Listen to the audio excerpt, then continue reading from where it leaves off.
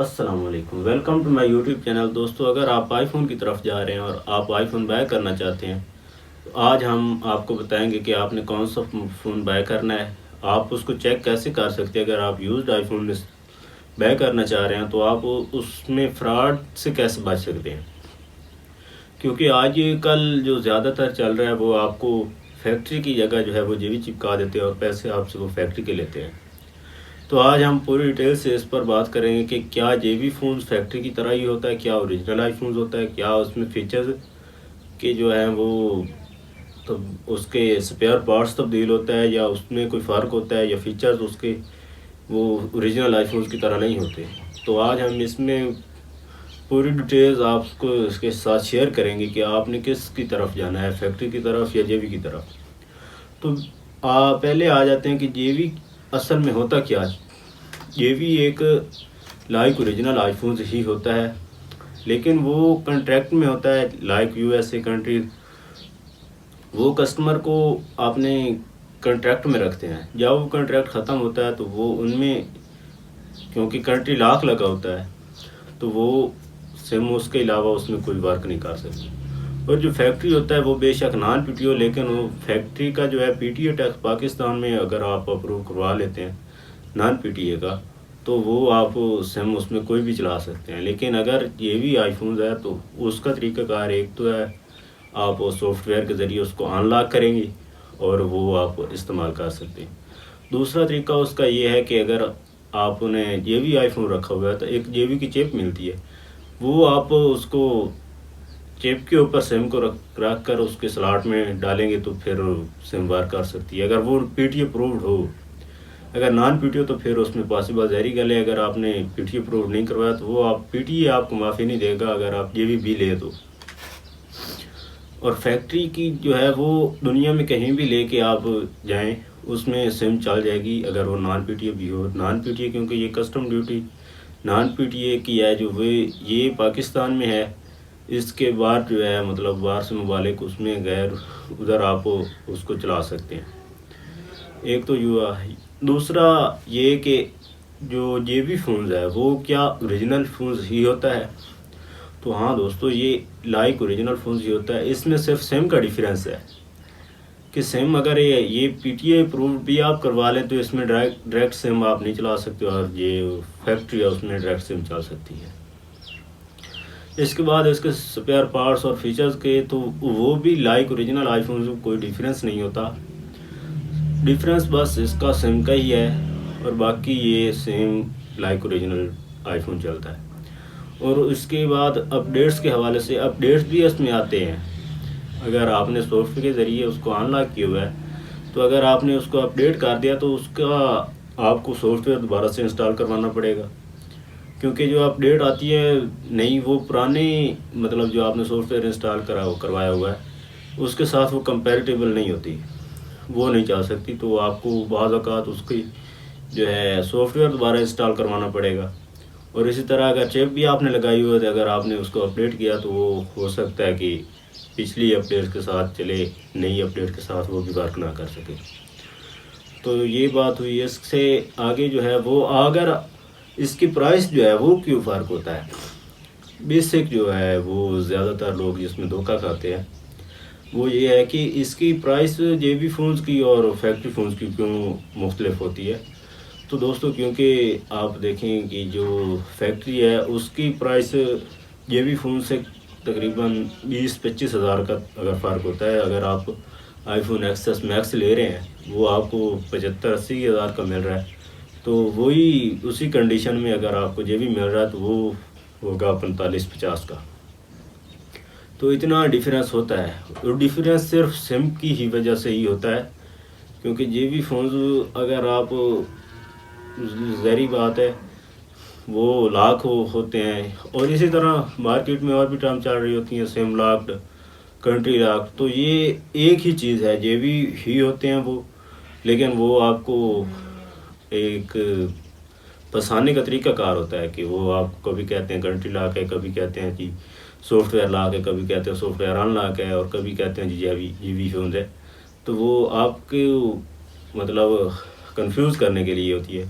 तो ये आपने डिसाइड कैसे करना है, आपने चेक कैसे करना है कि ये क्या ये जेबी है, कंट्री लॉक है, सिम लॉक है, सॉफ्टवेयर अनलॉक है। तो ये आपने चेक कैसे करना। तो डेफिनेटली अगर आप OLX पे ऑफलाइन मार्केट में बेशक जाएं, ऑनलाइन मार्केट में जाएं, तो आपको इतना ज़्यादा टाइम नहीं मिलता होता।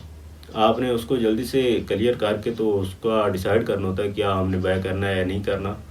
तो ज़्यादा देर भी आपको टाइम नहीं देंगे, यही होगा 5 मिनट 10 मिनट आप मतलब उसका चेक कर सकते हैं, कैमरा के रिज़ल्ट, उसकी स्पेसिफिकेशन वगैरह। और ये वही उसको मतलब इतना सा टाइम लगता है, ज़्यादा वो आपको टाइम नहीं देंगे। तो इसको चेक करने का तरीका यही है कि आप जब भी ये चेक करना चाहें कि क्या ये जेबी है या फैक्ट्री है, तो उसके लिए आपने जाना है जर्नल में। जर्नल में जाके आपने अबाउट में जाना है। अबाउट में जाके अगर आप सिम स्टेटस चेक करेंगे ना, अगर उधर लिखा हुआ आएगा नो सिम, तो इसका मतलब है कि ये नॉन पीटी है, जिसकी कस्टम ड्यूटी पे नहीं हुई। अगर वो उधर सिम लॉक्ड का ऑप्शन है या कोई भी एनीथिंग, तो इसका मतलब है वो जेबी फोन है। तो ये तो एक सिंपल सा तरीका था इसका चेक करने का, ये लेकिन इसका ये कंप्लीट सलूशन नहीं है। बहुत औक़ात आजकल जो है ना, ये सॉफ्टवेयर वाले बहुत आगे चले गए।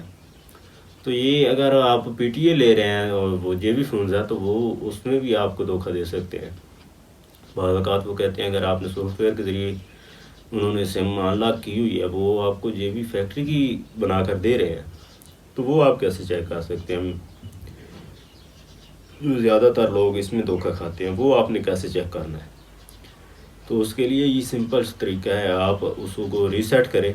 अगर वो रीसेट करने के बाद डायरेक्ट सिम उठा लेता है तो वेल एंड गुड, अगर नहीं उठाता तो उसको भाई आप रहने दें, मैं तो यही कहूँगा। तो इससे अगली बात ये है कि आपको जेबी फ़ोन बाय करना चाहिए या नहीं। तो दोस्तों देखो, अगर आपने नॉन पीटीए इस्तेमाल करना है, अगर आपकी प्रायोरिटी सिम चलाना नहीं है, आपने पीटीए अप्रूव्ड तो करवाना ही नहीं है। अगर आप पीटीए अप्रूव्ड करवाना ही नहीं चाहते और आप नॉन पीटीए ले रहे हैं, तो फिर आप जेबी की तरफ जा सकते हैं। अगर आपका माइंड ये है कि कभी हमारे पास पैसे लग जाएंगे, तो अगर हम नॉन पीटीए ले लेते हैं, 1 माह 2 माह बाद 3 माह बाद अगर आपके पास पैसे आते हैं, तो आपको माइंड ये है कि हम उसको पीटीए करवा लेंगे, उसकी जो है कस्टम ड्यूटी हम पे करेंगे, तो और हम पीटीए करवा लेंगे। तो इसके लिए मैं आपको नहीं कहूँगा कि आपने जेबी लेना है। और अगर आप उसको मतलब इसके लिए ले रहे हैं कि हमने बिल्कुल सिम तो चलानी नहीं है, तो फिर आप जेबी की तरफ जा सकते हैं, क्योंकि डेफिनेटली आपका बजट भी सेव हो रहा है। और होते सेम ही है, बस सिम का डिफरेंस होता है और उसके अलावा कोई डिफरेंस नहीं होता। उसके अंदर same like original iPhone parts भी होते हैं, फीचर्स भी वही हैं, अपडेट्स भी आती हैं, आप अपडेट्स कर भी सकते हैं। लेकिन अगर पीटीए अप्रूव्ड है और वो आप जेबी इस्तेमाल कर रहे हैं, तो फिर उसमें थोड़ा मसला आता है। ये जो जेबी चिप है, ये कभी हिल जाती है, आपको लोग कॉल कर रहे होते हैं, वो आपको रिसीव नहीं होती, तो बाज़ का तो वो उसमें इशू आ जाता है, कभी नेट नहीं चल रहा होता। अगर सॉफ्टवेयर के ज़रिए आपने अनलॉक किया, तो फिर ही अगर अपडेट करते हैं। अगर पीटीए है, तो फिर उसके लिए मैं कह रहा हूँ कि उसमें आपको मसला बन सकता है, क्योंकि अगर आप पीटीए रखा हुआ है, सॉफ्ट के ज़रिए अनलॉक क्यों, अगर आप अपडेट करते हैं, तो वो हो सकता है वो सॉफ्टवेयर आपका उड़ जाए, क्योंकि वो सॉफ्टवेयर पिछले वर्जन के साथ ही कंपैरेटिबल था ना। अगर वो आपने उसको अपडेट कर दी, तो हो सकता है वो उसके साथ कंपैरेटिबल ना हो और वो आपको दोबारा इंस्टॉल करना पड़ेगा। वो 2-3 हज़ार रुपये खर्चा आपको दोबारा से फिर उसकी दिहाड़ी लगवानी पड़ेगी, तो उसके बाद ही आप उसको इस्तेमाल कर सकेंगे। अगर जेबी की चिप आपने लगाई, तो उसका भी यही सीन है। और जेबी की चिप है, वो हो सकता है जो आपने वो आपको चेंज करनी पड़े, वो भी पिछले वर्जन के साथ कंपैरेटिबल हो, आपने नई अपडेट किया उसके साथ वो ना चले, तो उसमें भी आपको इश्यू आ सकता है। लेकिन अगर आपकी प्रायोरिटी सिम चलाना नहीं है, आपने नॉन पीटीए के तौर पे इस्तेमाल करना है, तो फिर आप जेबी की तरफ जा सकते हैं। आपको बजट सेव हो रहा है और उसमें कोई ख़ास डिफरेंस भी नहीं है, सिम के अलावा और कोई डिफरेंस नहीं है, सेम ही होते हैं। और ये आपको फंसाने के लिए मार्केट में चल रहा होता है कि ये कंट्री लॉक है, ये सॉफ्टवेयर लॉक है, सॉफ्टवेयर अनलॉक है, और ये जेबी है, ये फैक्ट्री है। तो ये आप एक मुख्तलिफ तरीका काज होते हैं और कोई इसमें डिफरेंस नहीं होता। तो यही चीज़ है। उसके बाद रीसेल वैल्यू के हवाले से लोग पूछते हैं कि जेबी फ़ोन की क्या रीसेल वैल्यू जो है वो ज़्यादा मतलब डाउन तो नहीं होती। तो देखो भाई, ये एप्पल जो है ना, ये इसकी रीसेल वैल्यू आपकी कहीं भी नहीं जाती। रीसेल वैल्यू अगर आपको फैक्ट्री मिल रहा है 60-65 हज़ार का, और आपने जो भी लिया है 40-45 का, तो जिस तरह आपने वो फैक्ट्री की 5-7 हज़ार आपकी मतलब प्राइस गिरेगी, वो भी आपका 60 के राउंड अबाउट चला जाएगा अगर आपने 65 का लिया है। तो इसी तरह अगर आपने जे बी 45 का लिया हुआ है तो वो भी आपका राउंड अबाउट 40 के चला जाएगा। रीसेल वैल्यू इसकी काम नहीं होती। तो दोस्तों, इसमें अगर आपने कोई मतलब कन्फ्यूजन किसी को रह गई हो तो वो कमेंट्स में पूछ सकते हैं। ज़रूर आपको उसके ऊपर भी गाइड करने के लिए कोशिश करेंगे। और इसी तरह अगर वीडियो अच्छी लगे हो तो लाइक कर दें ज़रूर, और चैनल को सब्सक्राइब कर दें ताकि नेक्स्ट आने वाली वीडियो के नोटिफिकेशन आपको मिलते रहे। थैंक यू, अस्सलाम।